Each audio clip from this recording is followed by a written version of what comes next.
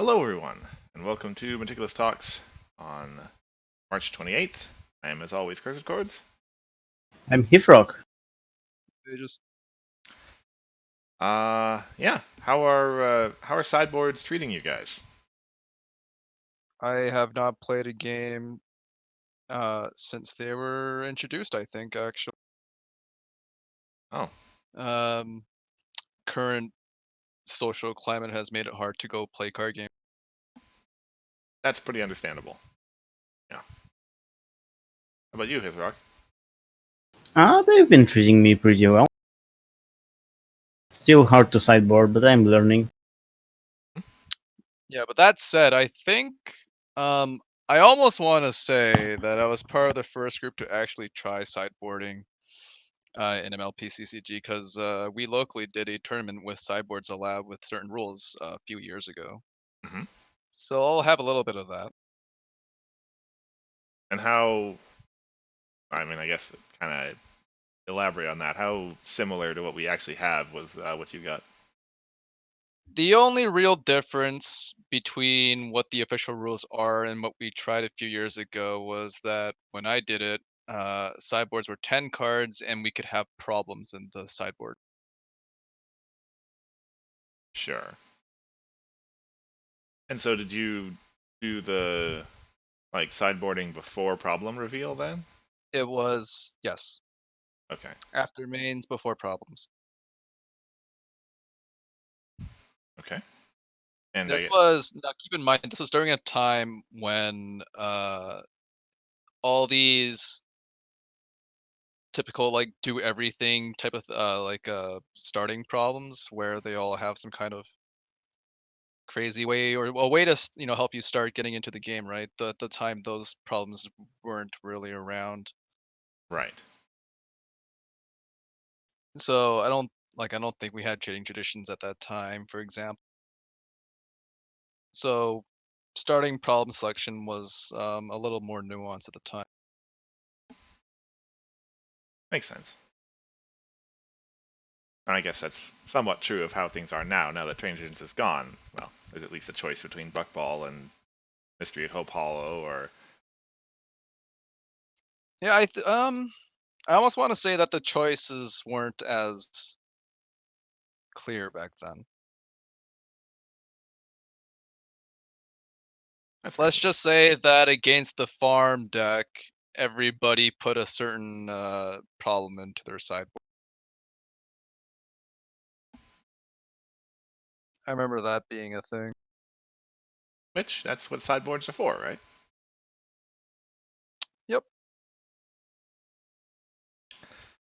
Well, anyway, uh, topic that we're here for this week is essentially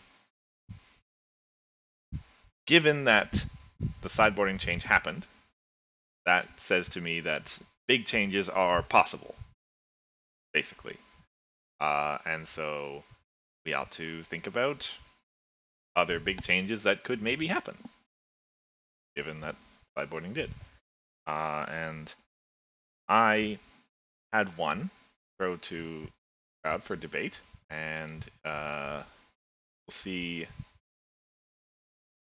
anyone in chat ever has one that they'd like to suggest. Go ahead. It's worth pointing out that this isn't necessarily advocation. Any of the ideas we discuss here today, we're not necessarily recommending and saying this is something that should happen. We're just speculating and debating things, essentially.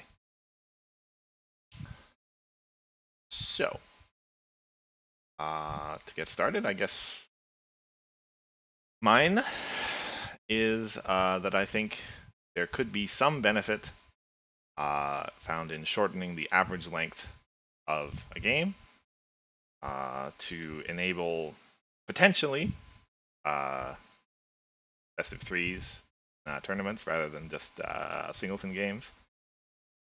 Which, best of threes are better because they lessen the amount of kind of random chance that comes along with who gets the better draw and such like that.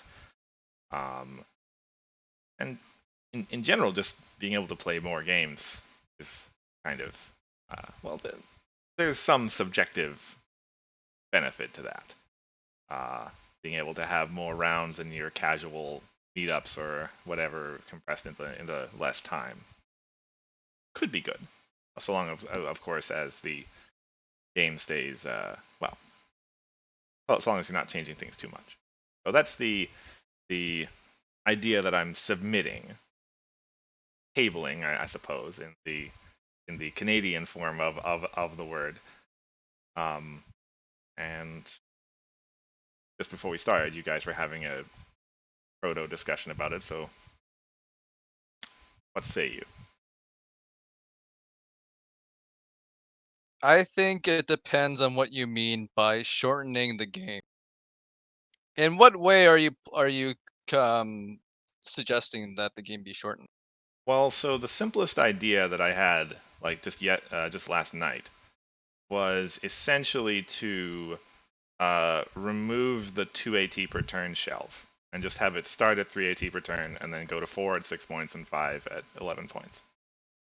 So the game should move faster, essentially, because you're putting more resources into it earlier. And I think in the majority of games, the 2 AT per turn shelf doesn't really, like, you just kind of get through it as soon as you can. I know in some games you don't, in like the early control stuff, where someone plays 2 troublemakers on the first turn or something like that. But I think in like the vast majority of games that you just kind of get through it real quick. Get through the 2 AT part? Yes. I generally disagree that the games should be shorter, but I will agree that the early 2 AT is kind of a drag, especially if the game stays there for a while. Like, as you mentioned, if someone plays 2 troublemakers in the beginning and, for instance, they can't really commit to confronting them, or the opponent is also playing a control deck and doesn't let the confronts happen, the game can stay in the 2 AT phase for a while, and that's a little dragging. But otherwise, I think I like the speed of games. Like, unless that doesn't happen, I think I like the speed of games in CCG in general, MLP CCG, I think compared to other games I've seen.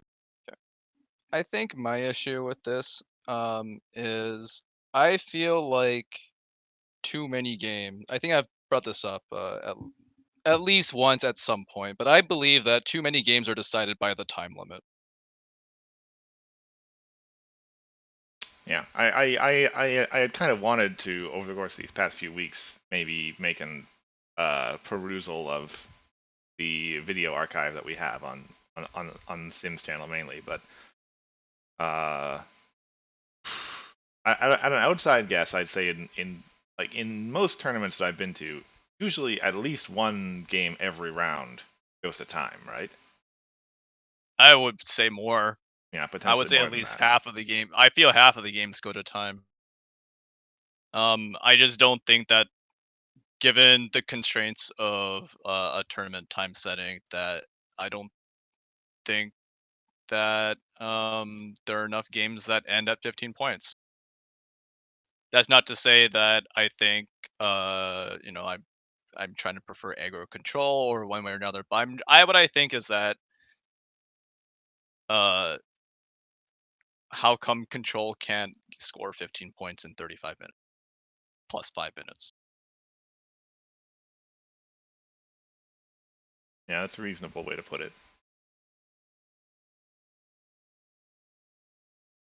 Well, that's because you can't score a bunch of points at the same time. You usually just score one, and the main way of scoring multiple points at the same time is through double face-offs, and Control doesn't want that because usually it breaks walls. Hmm. Yeah. So that's why Control can't score points fast. But like 45 minutes is an artificial constraint. It's not that we set the limit to 35 minutes because that's how long games should be. This constraint only exists there because there are constraints in real time in tournaments. Yeah. Well, I mean, Like, hold on. go ahead. Like having 35 time limit doesn't mean that like it's more fun way to play the game with the 35 minutes time, right? It's not a design decision. It's a real-time constraint decision. Which calls into question a couple other things, like how many rounds should a tournament? There are a lot of factors that go into this, I think. Yeah. I really like how long is too long? Yeah. So like, I guess you and I, Hithroc, can actually speak from experience Yeah. on what happens when there is no time limit sometimes.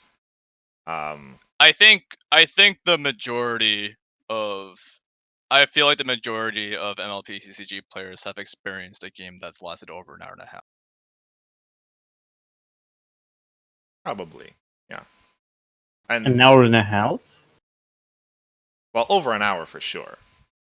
Over an hour, yeah, I would agree. But an hour and a half, it's pretty rare to see. Well, At least in my experience. in any event, that would seem to kind of at least make a point. Like an hour long. That seems like the kind of thing that should be potentially possible in exceptional circumstances, but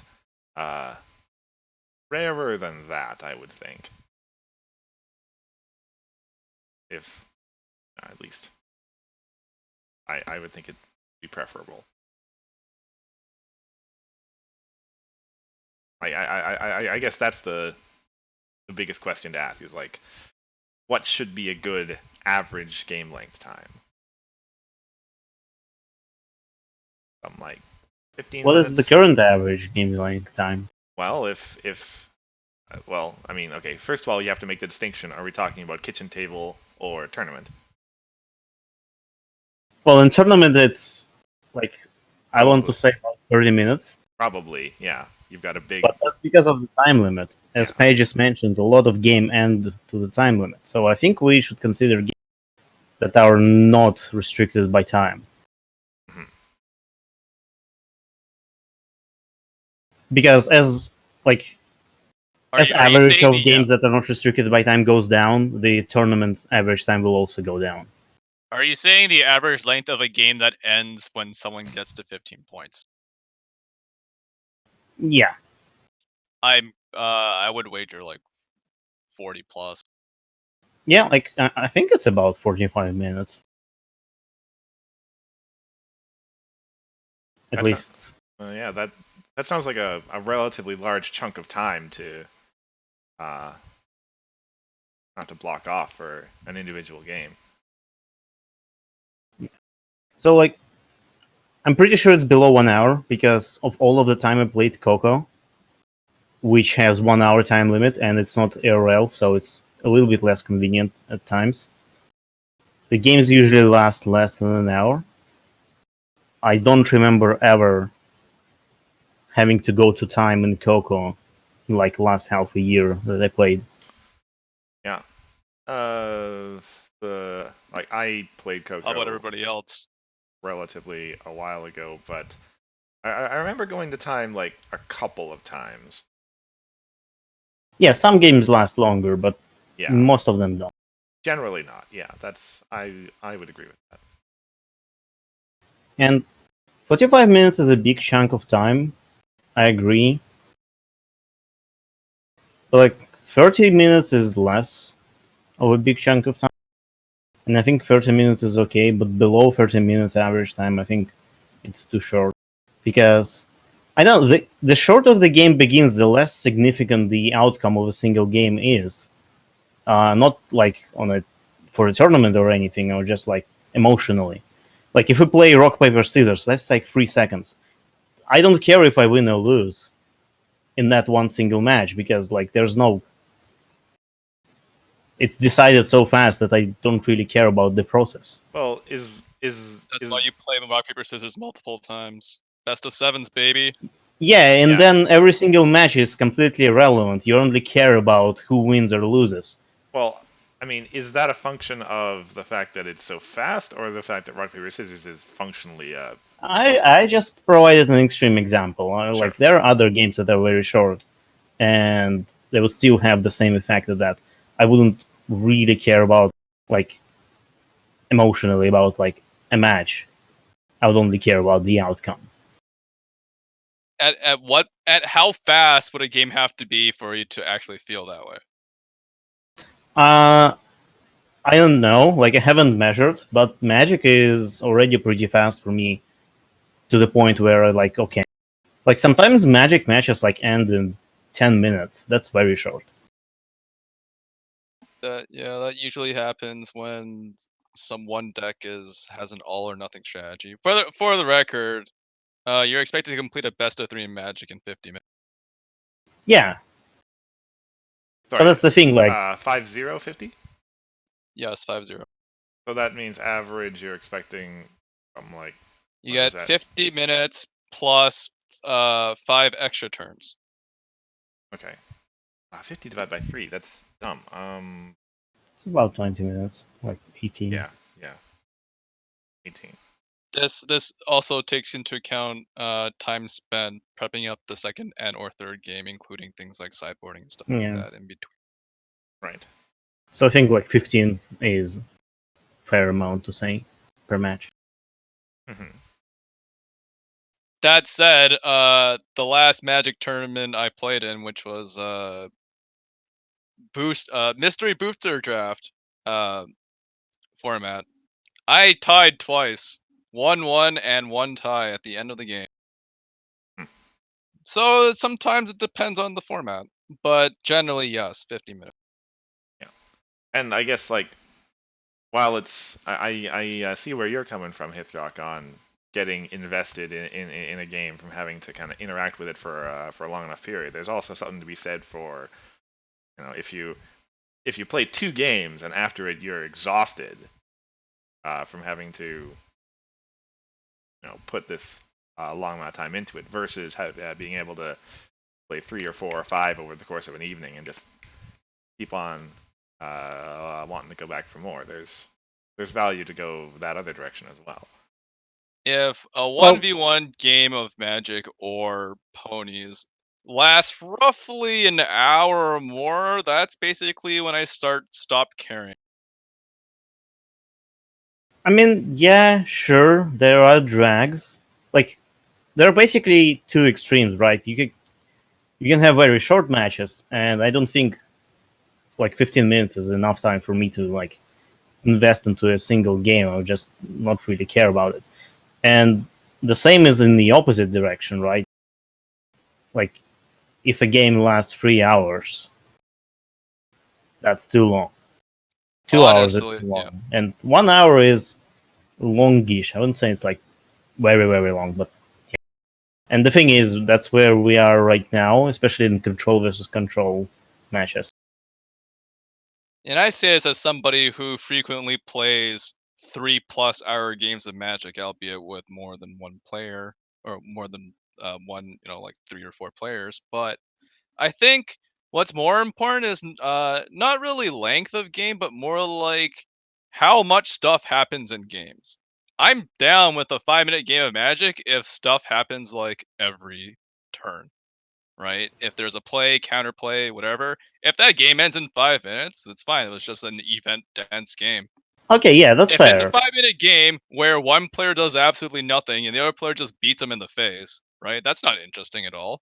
But if both players are after 5 minutes both down to like 1 life, or in an MLPCG example, if after 5 minutes both players are at like 13 points, some stuff just went down.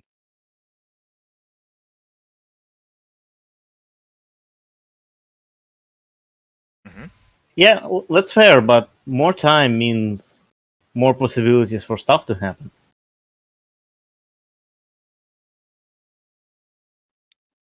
Also, but the opposite is also true, where it's like, Yeah. well, it's possible that the game is gone in an hour. Probably like one person has a lockdown. Like it's possible Yeah. one person's got a lockdown, and then they're just playing solitaire. Mm-hmm. The other person's just like, Or even Yeah. I'm just gonna go. if we're Tell talking me when about you're. If we're talking about Harmony, it could just be that there's a Nightmare Moon out and no one's done anything. That too. Oh yeah, first turn, double Nightmare Moon. Everyone gets to 80 and -1 card. Don't you love those? Well, we had our stream about Nightmare Moon about a month back. I think Yeah. we all made our statements for the record on that part.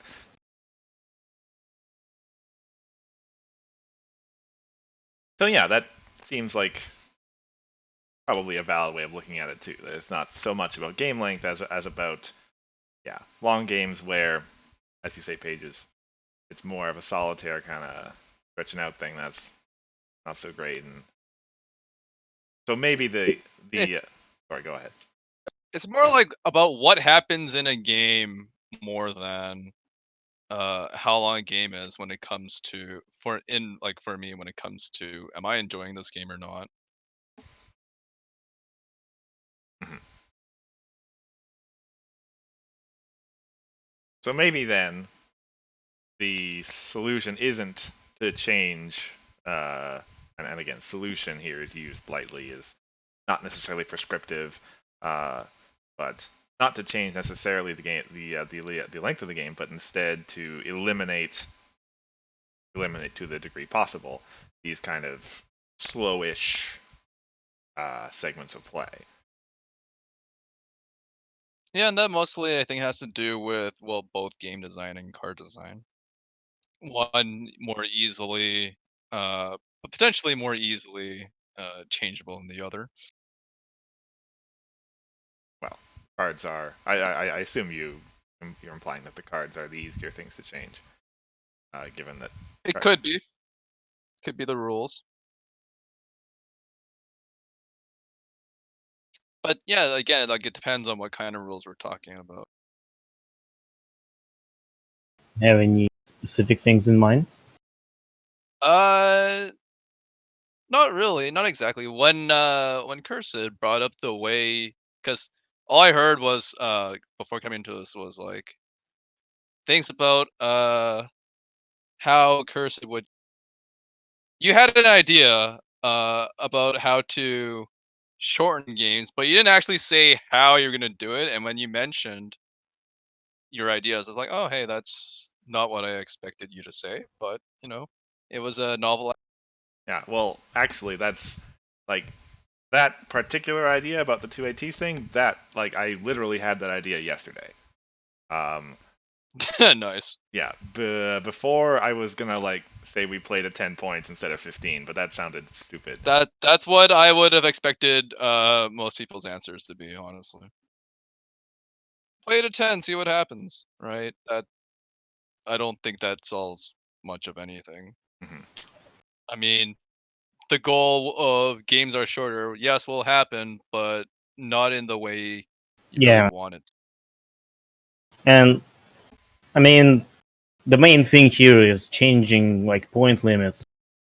You can't really do it because the game wasn't designed around it. A lot of cards are designed around 15 points limit, and just changing it to 10 could break a lot of things. I just look at the Professor cycle from the latest set. Yeah. Classic example there.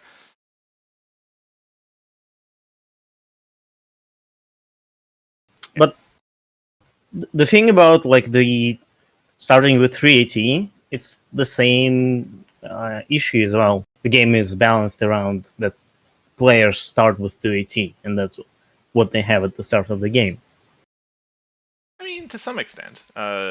What's the card? A second chance does exist as the problem that lets Yeah, you but start that's with not 3AT. reliable. It's not reliable. It's the same thing as training traditions, right? That training traditions introduce you the fact that you start with an extra color, and see how that changed much how people build decks.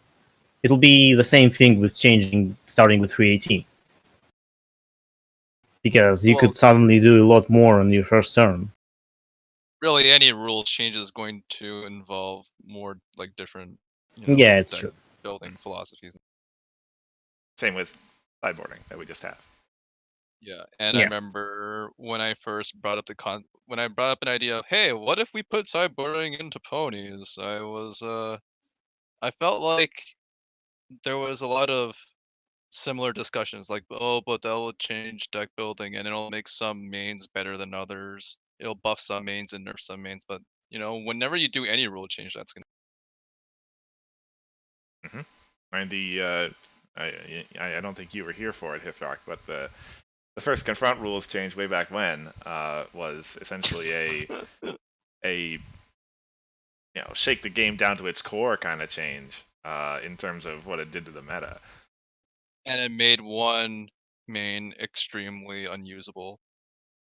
Oh, Rarity. Yeah. Yeah, she used to be around a lot, and then that happened, and like she's already like falling off after the first expansion came out, I think. But there was a lot of rarity use, and then that was just like, nope, not touching that ever. Mm-hmm. But by the same token, having gone back to that in several Nightmare tournaments since then, it's like clear to me that the way the game was played back then almost doesn't make much sense. The strategic decisions you have to make just like contradict each other so often. Like the change, I think most people will argue was much to the better as far as the game was concerned. And so too would be, theory, any future change we make.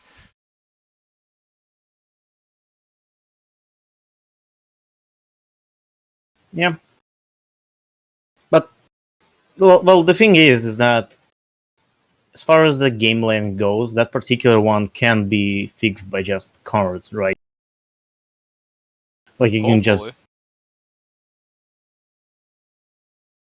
like introduce a lot of things in the card game in general are defined by the cards that are populated by the card game. Mm-hmm. Well, so like, I think about the way that Control was played back when, say, Photo Finish was in, when sort of control point acceleration was there was more of it basically, right? And Yeah. was like that shortened games a little bit, right? I think. Well, yeah, because once Control got the lock, they get Photo Finish out or other things, right? And like RTO could also work as point acceleration for Control Mm-hmm. in some cases. Yeah, but we still have that. Once there's Mist Main, but unlike Photo Finish, Mist Main actually requires you to invest into her. Another one is Throne, so there's that. And the third one, brought to you by me, is Farming Troublemakers. Mm-hmm. That also works as a point acceleration. So I don't know. Yeah, the way But I used to play Control was like I would set up, but also try to be like a little close. But I would like to my opponent, but I would just try to make it so that when time was about to hit, I would go for like a double confront or something like that, and just like get ahead of them at the very end of the game. Because I'm like, how do I like actually get to 15 points? Mm-hmm. And that makes sense. That from the function of what Control tries to do, you're gonna want to score points only when you can essentially guarantee that you're gonna win the game, off of doing it. Yeah, and sometimes the deck was not fast enough.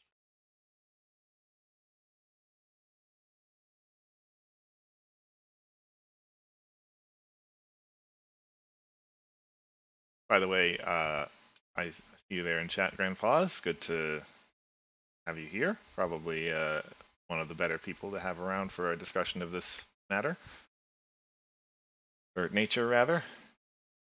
Uh,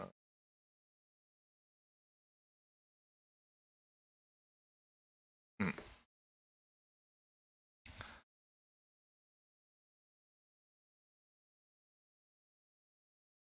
I just lost the thread of what we were talking about.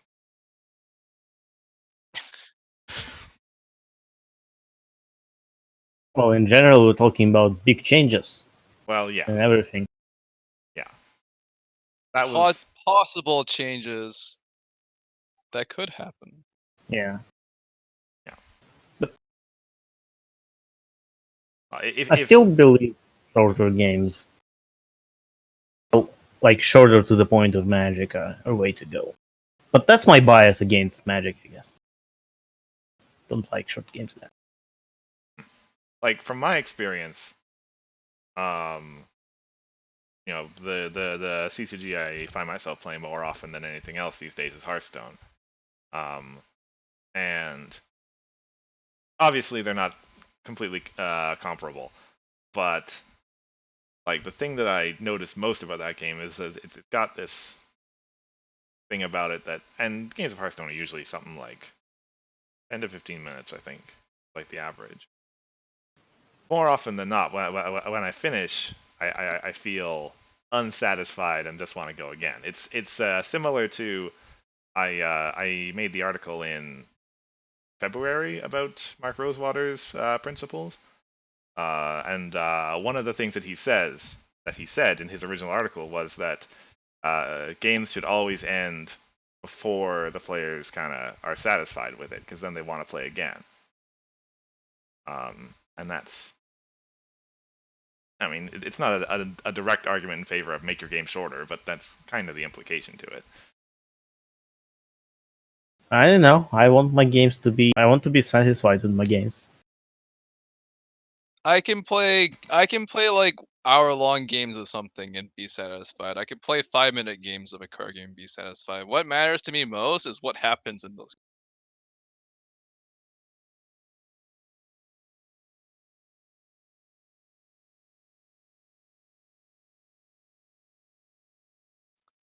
Actually, one of my now I think about it, one of my most memorable Magic games I ever played ended in like 3 minutes.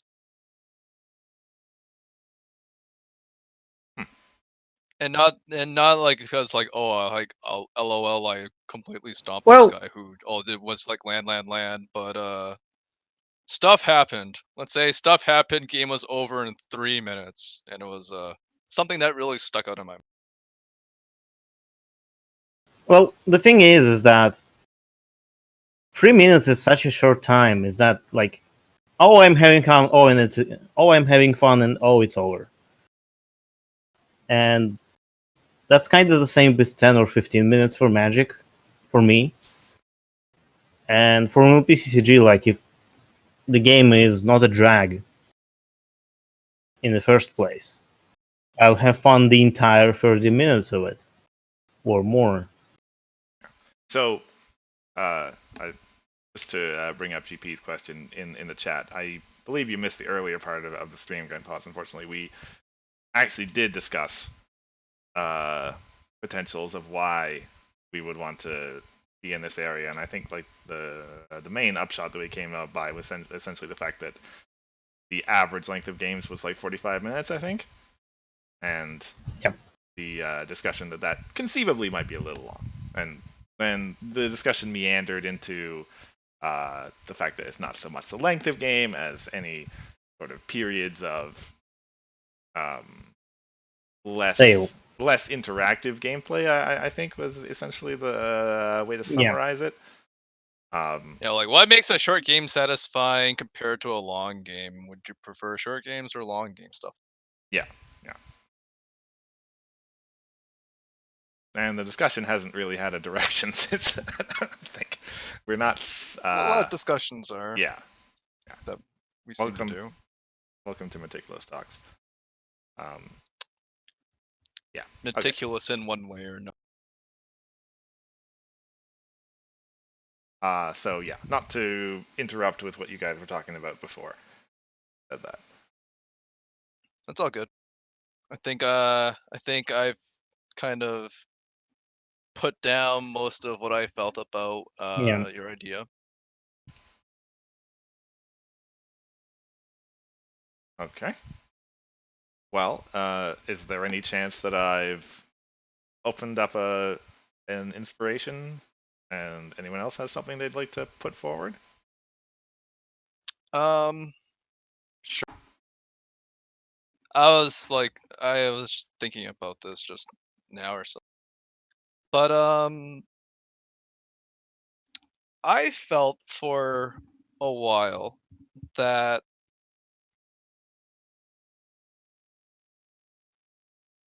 do you feel like that the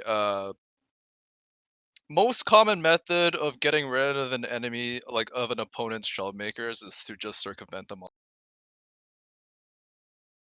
Well, so you mean like to not do the face off essentially? Basically um to use something else to quote unquote defeat a shell maker, like You never causing a challenge them, multiple basically. problem Yeah. face off with dilemmas, right? You Right. never actually fight the troublemaker, you just go around it. Dilemmas In a sense. or using abusing uniqueness or replacing the problem or yeah, etc. etc. Yeah. So I've always felt that the flavor of the game somehow got lost right around the time I want to say it was in the middle of Equestrian Odyssey's block, maybe near the end of it, where because it felt like the game, as it was originally intended to, like for all those years ago, was like, okay, there's this troublemaker in the way. In order to get rid of them, you have to go fight it, confront it, or whatever. But but either as a result of the design of the game, design of the cards, or whatever, uh, archetypes, stuff like that, it started becoming less and less and less and less and less common to go actually fight troublemakers because at some point the rewards for defeating your opponent's troublemakers in general, like according to the meta, was like so small when you had grubbers who are worth nothing, changelings And who are worth 1 and are a pain in the butt to attempt to even fight. and the risk is high compared And to the risk, just yeah, the the way. risk reward ratio is not really there, Okay. unfortunately, right? And I was always, and I've been getting a little disappointed that kind of like the meta of the game has progressed in this, where where it may not be as the original game design intended. Maybe that's for the better. But I was thinking about, hey, is there any way you can incentivize fighting your opponent's troublemakers that isn't something that's just printed on a card? Hmm. Um, I don't really like my own ideas as to how I would tackle this. The first thought I came up with, which I don't even actually like myself, but it was like, what if every troublemaker was worth 1 point by default? And then the number on the troublemaker is just a bonus. Hmm. Now, my So, first response to that, yeah, go ahead. so the thing, if we're talking just purely about points, the thing about Grandpa's points out farm, but other than farm, Yeah, that by was going to be exactly what I was about to say next. okay, so messing up with the risk reward ratio right now would make it just that people will stop running troublemakers altogether, because why would I run troublemaker when A, there's a good chance that my opponent will defeat it and get something really good for it, and B, they also have all those other ways to get around them if they can't defeat it. So what we see now is really the only troublemakers that are getting run are the ones that don't worth anything, so have no risk of me playing them at all, like Grubber, right? Or have like such good effects like mimics. Pretty much any other troublemaker just doesn't see play. Well, So if you besides epics. yeah, but like farm is its own thing. It's a different playground. Well, epics aren't Yeah. just for farm these days, but yeah. Yeah, but what I was thinking was like, okay, from a philosophy standpoint, I don't like troublemakers that give 0 points. That's fair. Because what's the risk in playing a troublemaker that's worth 0 points? Losing 180. Yeah, Compared essentially. to what that troublemaker will give you, I think that is like I think the risk to reward for that is like way too small. I mean, Well, in terms of like what are the, like you lose an AT, okay, but for some cards with like grubber again, which I will always contend why isn't grubber worth 1 point. There's a lot of there are some troublemakers where it feels like you get so much for so little. yeah, that's fair. And the detriment to your opponent in order to like actually deal with it is so high Yeah. that I just don't that makes me say like I don't like 0 point troublemakers. I So always felt like for troublemaker design that there should always be some kind of potential drawback. That's not, oh, I just spent 180 in a card. So, as GP pointed out, I would change that statement to disruptive troublemakers because if you had like a 5 power 0 point troublemaker that has no tech, nobody would run that because the benefit of that like is not the worth the card slot in the deck. Even though it's 0 points. In the context of all these other troublemakers all that already exist. No, even if you remove like Grubber and Mimics, you'll still run troublemakers that give you something other Like, than okay, just being existing. just theoretically, if there were no troublemakers in the game with text, with an effect, would you ever run them? Well, I mean, to bring up farm again, yes, in theory. For presuming that you mean epics can still exist. I mean, sure, I guess. But if troublemakers, if no troublemakers had an effect, would you I still think, run yeah, them? I think I would just, like, I think there are better cards to fill the deck with. I don't know. I think maybe I would. Like, given some of the stuff that's in purple and white, having a troublemaker is sometimes better than nothing. Mm. And I mean, Or in this case, the troublemaker would be have to be better than the 46 card that you would consider putting. yeah, I mean, they're still high flips generally.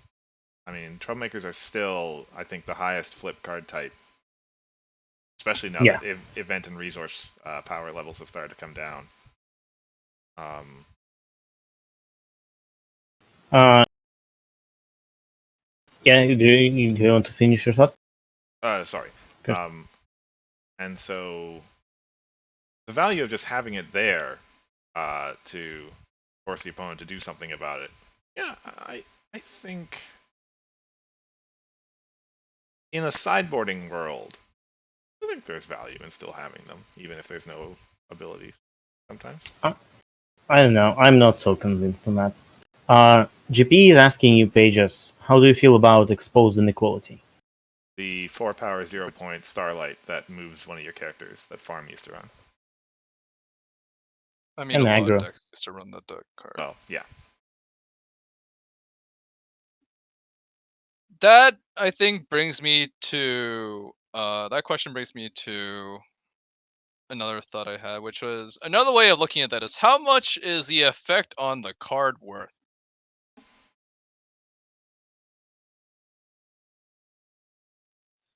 Off the top of my head, for Starlight Changeling Inequality, which I believe, if I remember correctly, the power was 4 and the reward and the bonus was 0. That's correct.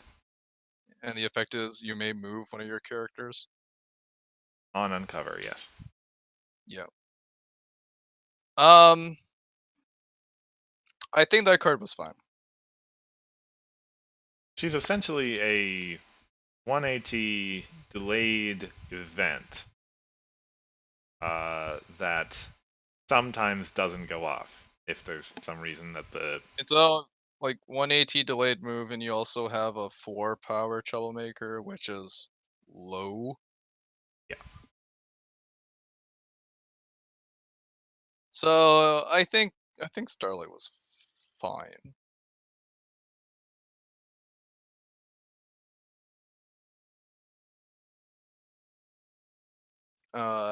Yeah. The effect was good, but not world breaking in a sense, or like it wasn't. It's good, but it's not. In certain circumstances, it could be very impactful. In certain circumstances, it could not. Well, that's true for a lot of things, but it's like on the level of effects, I think it's pretty low. sure. Yeah. So Yeah. it like so far everything that I've heard on this issue seems like it's more of a card design than a game design issue, really. Like the original intent, as far as I understand it, was that the drawback of troublemakers was the points, right? The risk that your opponent would defeat them and score some number of points. That's what I would like to believe. Yeah, and so the fix is simply to bring things a little bit back into whack. Keep the epics where they are because we don't want to encourage farming too much, but the normal troublemakers should just not be quite so good for their points. There should be a better design in terms of that risk versus reward trade-off. So, yeah, scaling a little back to the original idea was, what if all troublemakers were worth 1 point by default? And the immediate thought was, well, that just buffs farming a lot. So I'm like, okay, how do I not do that? And it was like, okay, what if defeating your opponent's troublemakers is worth 1 point? But then I thought, well, I don't really like having specific rules like that. Yeah. Because I'll confuse people. It's like, wait, my own troublemakers don't give me 1 point, but my opponent's troublemaker. It's those kinds of rules I'm not fond of. Because they get into Yeah. they get It's into nicer certain to kinds of specifics. it's nicer It's to not have like, things consistent. yeah, it's not elegant. So maybe it was like, yeah, what if non-epic troublemakers were worth 1 point by default? I don't know. It was just an idea that I was thinking of, that explored a little bit and didn't really like any of the solutions I came up with. Hmm. So I guess the final version of that is, what if non-epic troublemakers were worth 1 point by default? I still think it's an issue is just can be fixed with the more cards. Yeah, I mean, there's no reason to make a rule for that. You just need to have that be kind of in your set design Yeah. head. Can't change the old cards though. Well, unless you plan to errata all the trouble. I think this card was before your time, Hithroc, but Cursed, do you remember Spike, that trouble? The 7 power one? Yeah, the 7 power 0 point, but was like, when it uncovered, your opponent can pay 2 AT to immediately. Yeah. Yo, when that card first came out, everybody was going bonkers over it here. You see that something footage like, oh man, I gotta time walk myself just to get this, thing off. Those were the times. Yeah. That spike was which set was he? I think it was Crystal Games. Right. Okay. It was around that time for sure. But it's like, oh, Spike, like turn 1, play a Spike, ha. Oh, he was AD. Okay. Yeah, something like that. Yeah, that makes sense. How about turn 1, play 2 spikes? You only get rid of one of them if you went for. Yeah. I don't think I was playing properly competitive in those days, so I don't remember too much of that. But I mean, it showed up in a lot of decks, maybe not like tournament decks, but a lot of people's decks had when that card came out. I feel like at least locally here, right. a lot of people were playing with. Right. Well, yeah, because that was the Oh era man. where competition was just farm and DJ, right? Yeah, but yeah, Yeah. I think so. And then when everybody like when you're playing casual or when you're trying stuff out or people come out with rogue lists and stuff. Yeah. So have you ever epic win to spike? You know how bad that feels? That's a feels bad play. Epic Win costs like 3 or something, right? It costs 3. I think it also has 4 blue rank. It also had yeah, I'm pretty sure it also had 4 blue. But you ever have to epic win a spike? Oh. That's pretty awful, yeah. No risk, but no reward.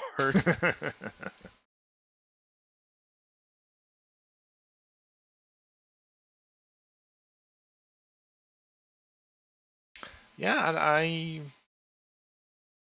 don't know. I think the GP had asked you a little bit earlier, Pages, how you would have felt about Starlight if she was moving an opposing character instead of moving one of your own.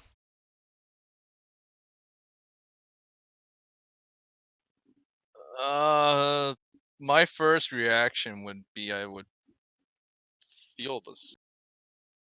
As in, like, instead of saying move one of your characters, says move an opposing character. Exactly. I almost feel I'm pretty sure that's worse. Is it? It'll be a 0 power troublemaker, a 0 point troublemaker with the control benefit. Yeah, when you uncover Starlight, you move one of your opponent's characters. Yeah. Yeah,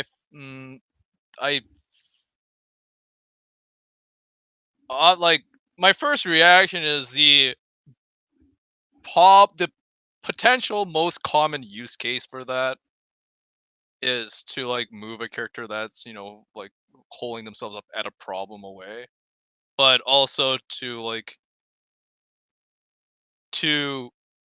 force in a character to move right into, and then you flip a villain on top of it if you really want to like fight in something. I mean, I think it's a trickier to use card, but I think I would prefer the Starlight that moved one of your characters. It's like one of those. I like that. I actually like that Starlight quite a bit because it felt like it was a child maker that not just control decks one.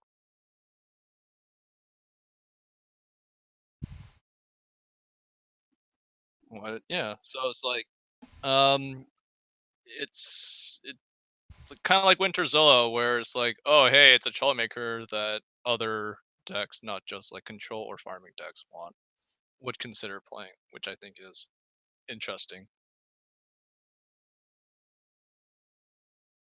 So yeah, I would prefer if it said move one of your characters. Now if it said move a character, now things might be Right.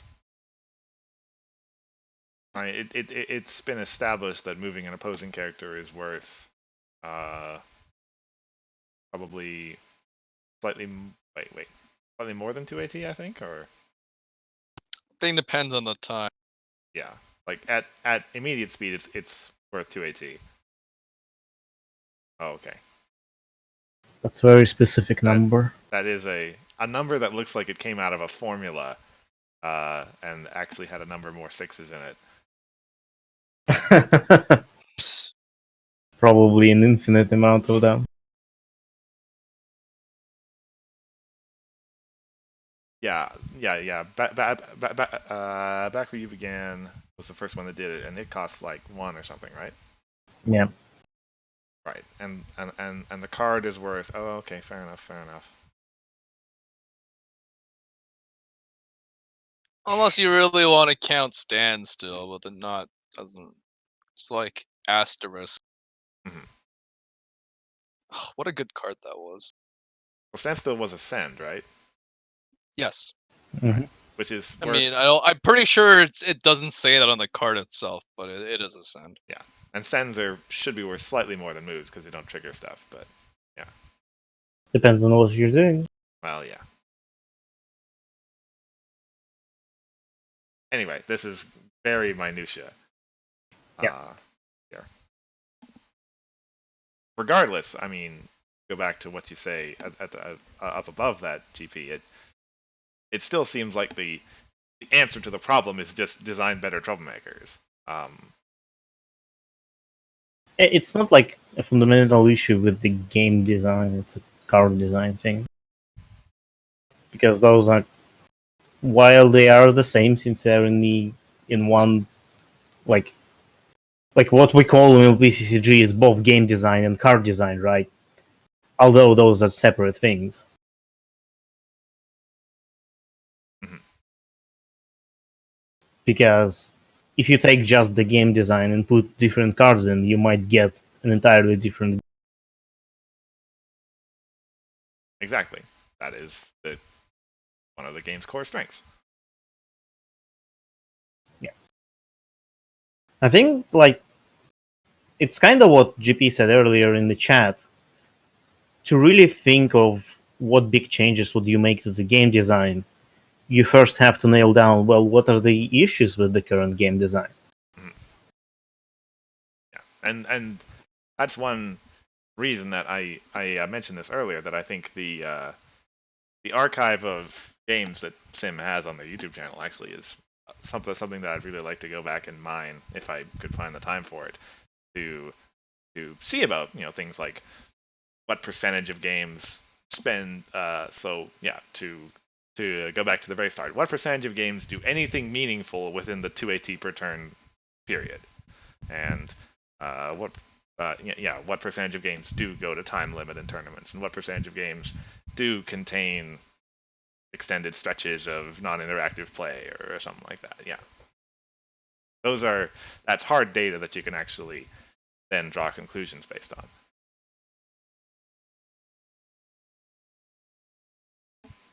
Yeah.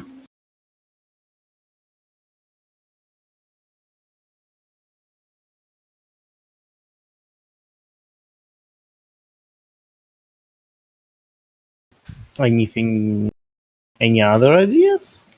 What, you don't have one? Yeah, you're the one who hasn't said anything yet, Hithroc, on that front. I'm perfectly happy with the game. Well, the thing is that, like, most of the things I wouldn't say like I'm happy with, but things that are floating in my mind are more like fixed with card design rather than changing the rules.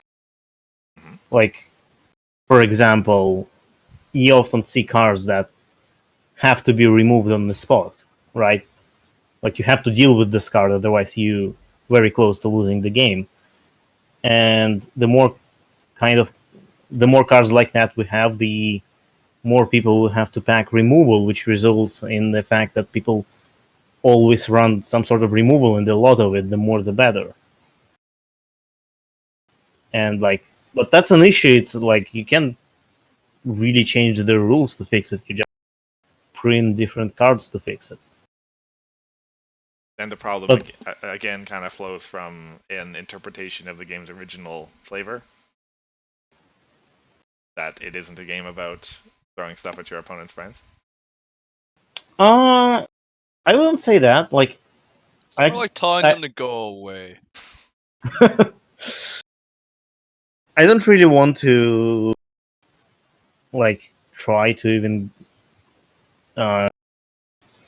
understand what was the not understand. That's not really right, but basically, I don't want to say about anything about the original like intent of the game, but like the fact that friends are so temporary I personally don't really like that.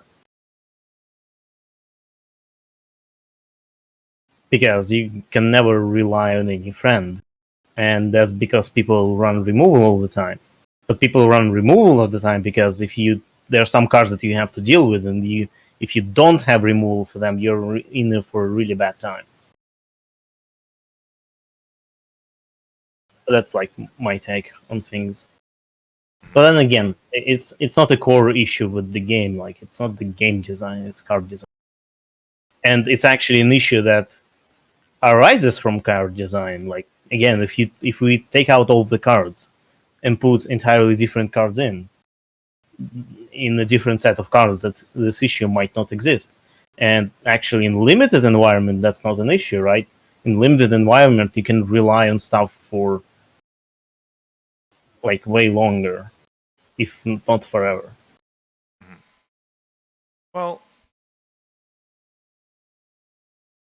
I'll be reading all the stuff Yeah. that GP said. like as you were talking, I like started thinking about like the principle. Okay, to have a fun game, we were talking about earlier, the non-interactive stuff is what you don't want, and so this game has a couple of principal points of interaction like built into it, right? You've got the score phase when confronts happen. You've got face-offs. You've got troublemakers. And like those are the points where the rules of the game necessarily draw the players into direct contention with each other, right? And I guess like one other is that moment where I play a friend and the guy's got a response to it, and now okay, we have this kind of battle of immediates or whatever, as it were. Reactions back then. Yeah. However, like and like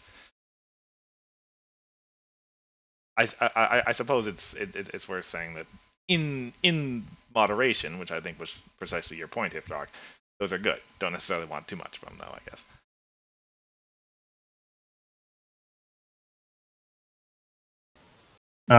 What do you mean by moderation? Well, so like as you said, having too much of that where like I'm gonna play a friend and the other guy is either gonna answer it or not. Bad. Yeah. But at the same time, removal in general of like I play a friend and the other guy's gonna say no, I don't want that to happen, and then you're gonna say, well, okay, I'm gonna do something else or whatever. Like that kind of back and forth over the just kind of playing of stuff seems like something you want, something that's fun. Yeah, maybe. I don't know. Note that, I yeah. don't have anything specific in mind of how it should be. And I'm not saying that like the current state it's now it should not be. It's just my personal distaste for that. Yeah, as I said at the start of the stream, no one is making official suggestions Yeah. here. We are just tossing out hypotheticals. No, the game should be the way I want it to. So only I will have fun and nobody else. You just want Trixie Land. Yes, exactly. See, Pages knows what I want. I think talking about removal stuff like that, and interactability like that. I remember I just had two things. I think there's first one was even back in I want to say Candlelight Nights era, there were decks running around that was just like all the removal. Back at a time when people weren't as familiar with basic game strategy of the game and stuff. There were decks running around that were like, "Oh, you played a friend, bye. Oh, you played a friend, bye. Oh, you played a friend, bye." And so players in my area quickly learned, if you're ever going to play an off-color friend, make sure that on the same turn you also play something with that entry. It's like there were decks that would be like, "Oh yeah, I see your off-color entry, and I'm going to remove it immediately." We've had that a little not too long ago with Derby. It's kind of the same experience. Well, it's BRB was like that, but off the hooks. yeah, it's slightly different in the modern era when that removal is immediate. Yeah. It's just yeah. Back in Carolina Yeah. Second Knights, thing, had to wait till the opponent's turn to actually get rid of it. Second thing is, so in Magic, right? You're the player is technically a planeswalker, and then you're kind of role playing a wizard duel, right? If Yeah. in MLP CCG, if you had a deck that was just like all removal or Trollmakers, imagine you were the villain of the episode, and like a rando pony wanders into your lair, and then you slap a food fired or dismissal card on it. You just be the villain of the day, just like scaring a pony out of a lair or something like that. Imagine yourself like that. It might make a little bit more sense. Yeah, that actually works pretty well. I mean, we had Absolute Discord with villain mains anyway, so And then if you were, I mean, the main character kind of is supposed to represent that in a way, but try to role play a little bit like that. Maybe if you were playing the new Pinky, right? You might be you're just like, oh, belly flop. I'm holding a party. That's the issue of the episode, as it were. I almost want to say that one game is like one episode, but that's a really like crazy episode. You solve like 5 or 6 problems in one episode. When has that ever happened? One season. Yeah, you could think of one game of CCG as like a batch of episodes before a hiatus, and then you spend all that time in the hiatus bragging about that you won or lost that group of episodes. I don't think anyone brags about losing, but Oh, you'd be surprised. See, sometimes when you lose in the most spectacular fashion ever, oh when you yeah, I tell get the you're right. story, yeah. technically you could be bragging about a loss in a sense. Yeah. Okay, that's a very fair point. See, okay, so we can determine the quality of the game by the more people brag about their losses, the better is the game, right? Kind of. I mean, so like all um all all well-designed CCGs will naturally tend to create those epic moments, right? Yeah. And it's the more of those you have, the better. Yes, but it's not necessarily you want a lot of that. Like those I should think be generally, rare. I would see it as if you like to talk about losses or they stick out. Generally, I would like to think that you had fun when that happened, or it was like you look back on it and laugh. Yeah. Yeah, that's definitely correct. Like if the guy who lost the game still had fun, then that is definitely a good thing that you should shoot for more. Yeah.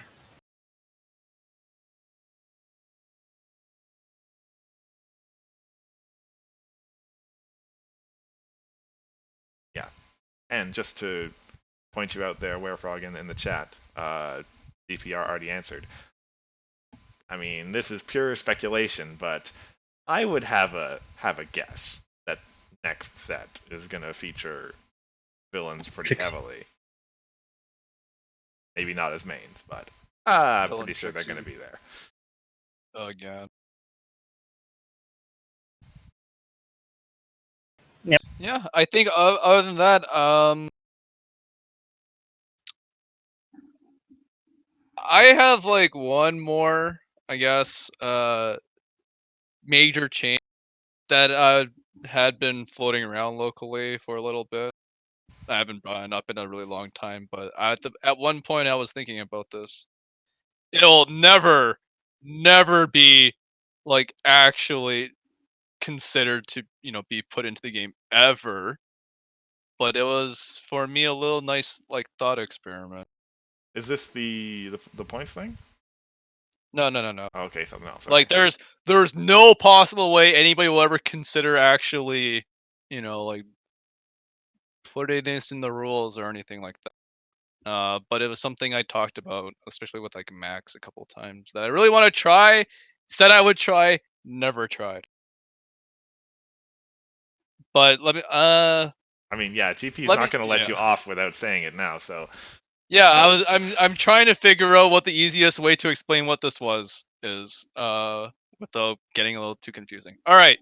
So there's this one digital card game I enjoyed playing a lot, okay? Its name was Artifact. And screw you guys, Artifact was a fun game. I hate you all for like now it's dead. I am like glancingly familiar with it, but yes. All right. So the general idea about the game of Artifact and how a turn was sequenced is that I was like, all right, imagine if during your main phase, one player, you both basically take your main, like there is a main phase. Players take their turn, like it's just one turn, right? There's no your turn and my turn, it's just a turn. So imagine if one player had a thing called initiative. That means they act first in a phase. Okay, so let's say during the main phase, there's no my main phase or your, well, technically it would be who is the active player at the time. But imagine if you had initiative going into the main phase. You are the active player and you can play a main phase, you can do a main phase thing. But once you do some kind of ability or play a card or move or do something, then your opponent gets to do a main phase action. Okay. And if they do something, then you get to do something. Right. And this continues until both players decide not to do something. Yeah, it sounds like as if all of the cards were immediate. Yeah. Well, I'm imagining that you're not scrapping the whole priority window immediate thing. It's just that like main phase and associated priority windows happens, and then the next player has the ability to open the next priority window. Right? I'm not even sure a priority window. Well, it is. But like, you could maybe think of it as if everything was immediate, but it's yeah, like it sounds like immediate. That's how immediates work in the LBCSG right now. I do a thing, you do a thing, then I do a thing. And the game is a queue, so it kind of works out. Yeah, I do a thing, you do a thing, I do a thing, you do a thing, I do a thing, you do a thing, I do a thing, you do a thing. Yeah. Functionally, yeah. But then, whoever did the last thing in one phase doesn't start the next phase. Ooh. So if I did the last thing during the main phase, once we get into the score phase, my opponent gets to act first. Oh, that is clever. And if when we get to the end phase, I was a person who acted last, I don't go first during the next phase. For example, like troublemaker phase, I'm not the person who acts first.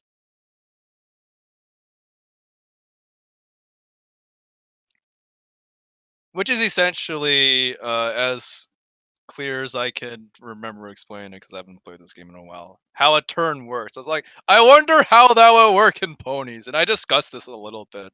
Like, this will never. If anybody else ever tries this, I applaud them. Please tell me how it goes. But I still really want to try this. I have no idea how it's gonna work, and there's no possible way you'll ever think about putting this into the game. Hithroc points out that this could be like chaos rules. No, actually. Why not?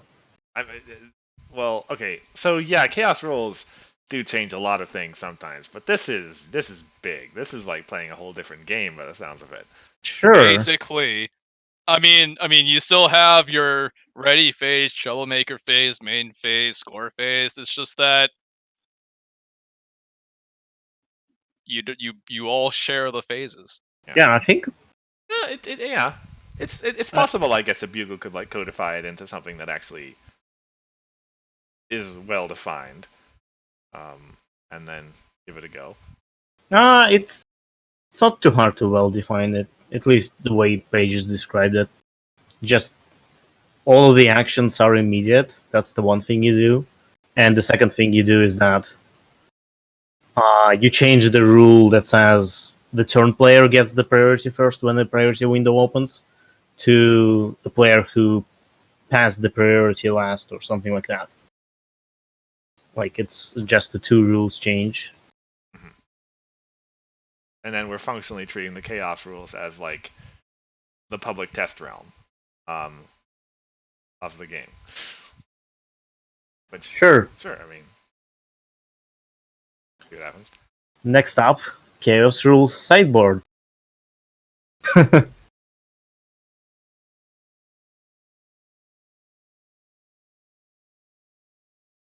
Wait a minute. Did they ever say that in a draft, all the cards you drafted that aren't in your deck is technically your side? They ever say that? No. Huh. So yes, so you could change your cards between rounds. That's in limited rule. But like you change both sideboard deck and draw deck. But once you start the game, the 5 cards you have on your sideboard are the 5 cards you're working with until the end of. Wait, is that how it works in draft? Yes. What? And it was considered to make it so you can swap things, like make it so your limited pool is your sideboard. But in the end, it was decided to go against that. And yeah, interesting. I didn't actually look into that.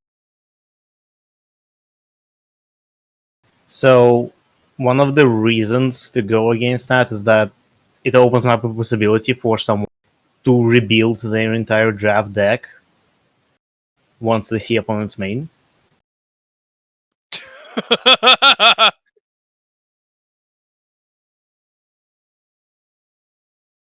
I I both want to and don't want to see the person who would do that for every game. Jeez.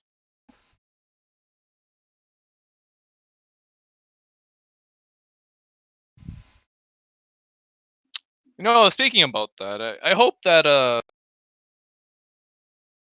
sideboard does things to Cubel as well. Like I would like to see whether or not, people try some of the cards that they may or may not consider putting in otherwise that seem to have some kind of need.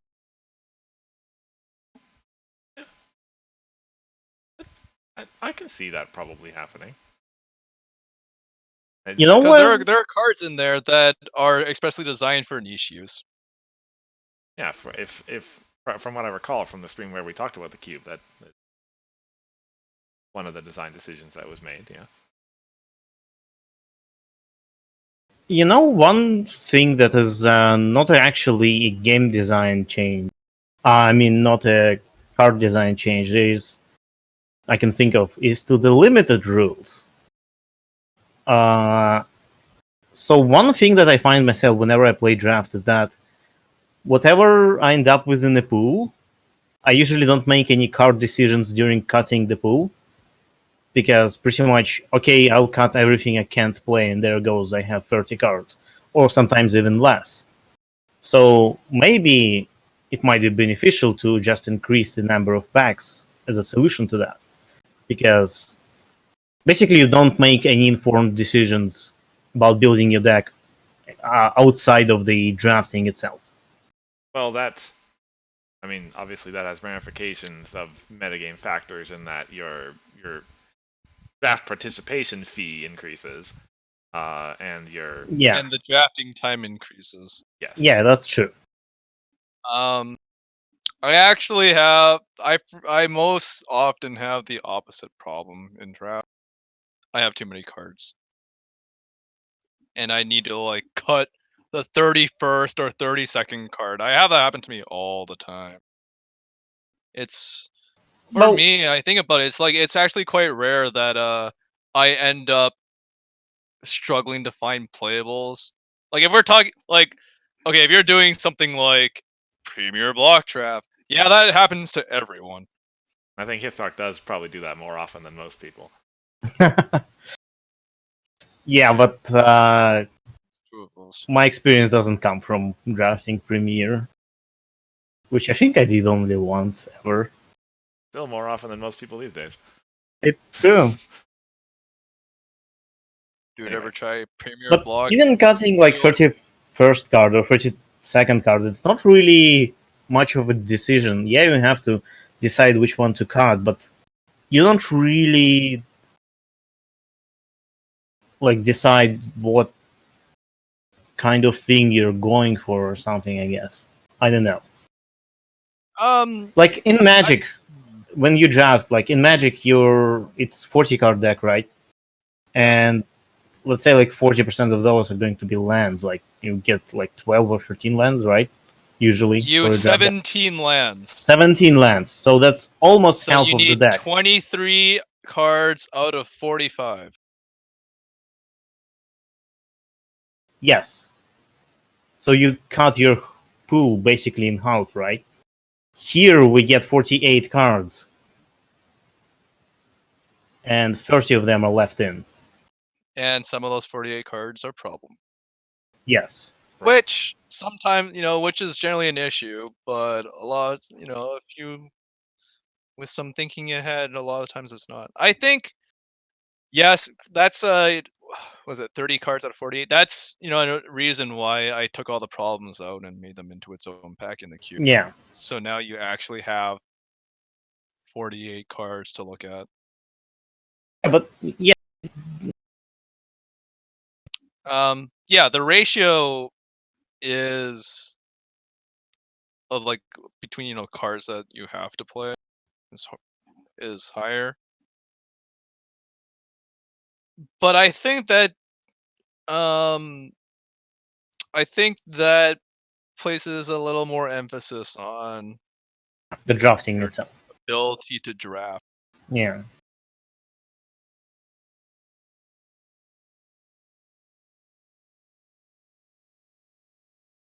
Like for if we were playing, for a standard, booster pack draft, right? I would like to try 5 packs. But in my experience drafting, for me, that really hasn't been much of an. Well, I mean, there could be an argument made that if you want draft, like your classic limited booster draft, to be the accessible format, then we would want to kind of optimize it, tweak it for the inexperienced player who doesn't necessarily draft optimally. And so, if in that case you end up with the deck building process has very little, as Hithroc says, very little actual decisions being made. You're just kind of cutting your deck to what you can actually play, and that's that. Then there could be an argument made that we want to change that. In the event that we want draft to be, as I say, the sort of accessible format that anyone can jump into and have fun with. Draft is actually a little kind of difficult for that, in my opinion. Because if you don't really know what you're doing, draft is mostly about card evaluation. Yeah. It's true. And if you're kind of a beginner to this kind of thing, you don't know what cards are good or bad. Or, playable, stuff like that. Yeah. And like giving more cards to a new player does mitigate this issue. But like So if that new player still drafts against experienced players, that's not gonna help much. I mean, at least the game has its own, way to mitigate unplayable deck. Does it? Proxy problems and stuff.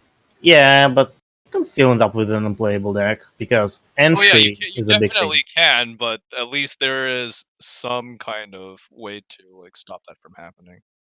Like, it's just not as it's not as pronounced as, oh hey, you accidentally drafted a 5-color deck of Magic, just throwing 3 of every land. yeah. But in this, yeah, it's you could wall yourself out. So whenever I try, when people who haven't drafted before or something want to put draft ponies, I make sure to explain to them a little bit of what happens. Be careful not to do. I won't tell them how to draft, but I'll tell them what to not do. Yeah, makes sense.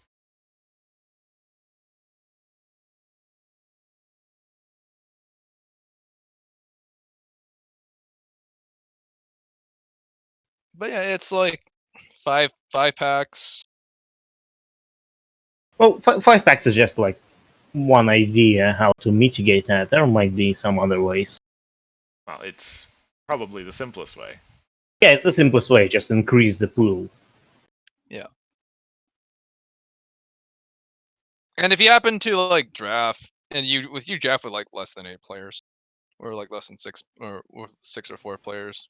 Yeah, the less players you have, the more of the issue it is. But I found The myself more consistent your deck is, I think.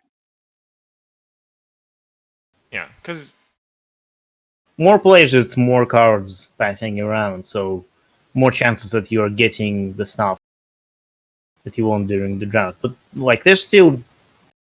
is that true? It's Actually, yes. In my experience, at least, the more players you have, the more consistent your deck is as far as colors and everything is concerned. Because there are just more cards passing around, which means you see more cards. You'll end up with the same 48 cards as everyone, right? No matter how many players you have. But you just see more different cards because more different boosters were opened. I guess. For me, I feel that the fewer players I have in a draft, the easier it is for me to build a coherent deck because I can read the signals way easier and I can plan to see what cards will wheel back to me.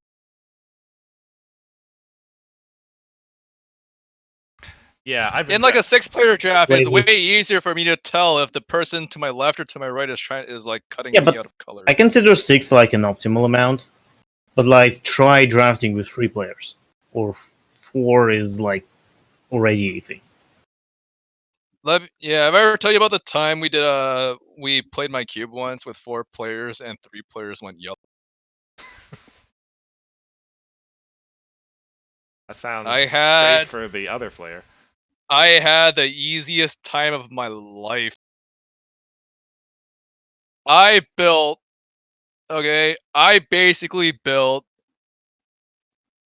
pink, purple, white recursion bounce control. Oh my god, it was just. Thank you everybody else who wanted to play play yellow. It was great. But yes, I feel with fewer players, I can more easily tell what other people are trying to do, and therefore I know how to get into more open playable colors. So I don't end up with I have, all these cards I can't play because I got cut out of them.